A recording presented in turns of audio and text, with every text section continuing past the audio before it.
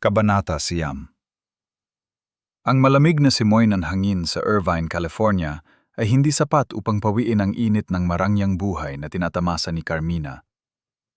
13 taon na ang lumipas mula nang iwan niya ang duguang si Lawrence sa isang rehabilitation center para sa mga blind sa Pilipinas.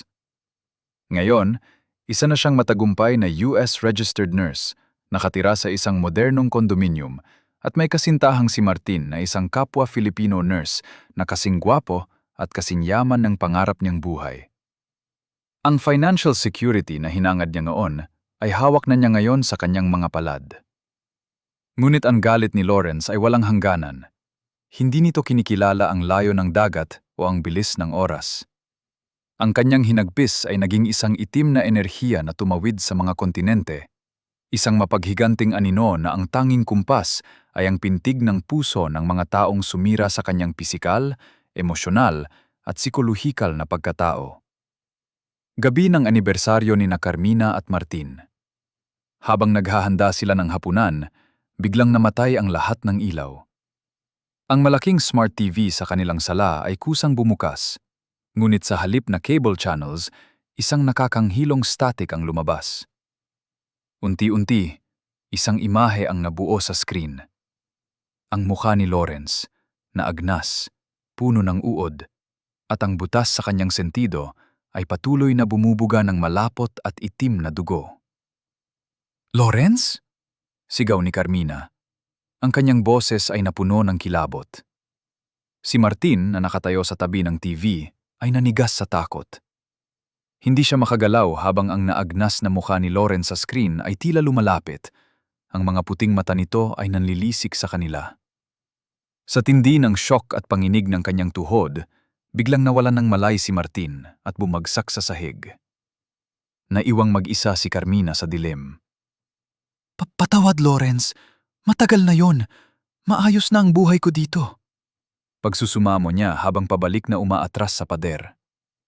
Dahan-dahang lumabas ang kaluluwa ni Lawrence mula sa anino ng hallway. Ang kanyang hospital gown ay basang-basa ng luha at dugo. "Iniwan mo ako dahil sa obligasyon, Carmina. Dahil sa takot mo sa hirap." Bulong ni Lawrence habang ang bawat hakbang niya ay nag-iiwan ng duguang bakas sa mamahaling karpet. "Ngayon, ang tanging obligasyon mo ay ang dalhin ang aking pighati sa kabilang buhay." Isang duguang stethoscope ang kusang pumulupot sa leeg ni Carmina.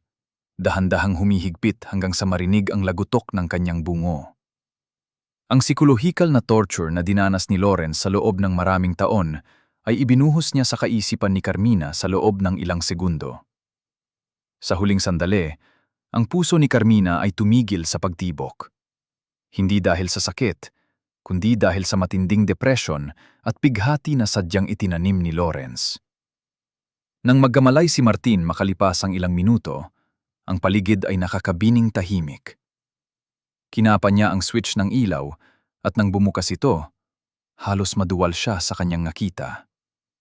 Si Carmina ay nakahandusay sa kama. Ang mga mata ay purong puti at dilat na dilat. Ang mukha ay nakapinta ang isang ekspresyon ng matinding pagdurusa na tila hindi na sa mundong ito.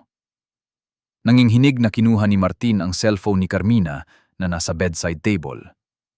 Sa screen nito, imbes na ang kanilang wallpaper, may nakasulat na mensahe sa pulang letra na tila gawa sa sariwang dugo. "Goodbye, Carmina. See you in hell. Love, Lawrence."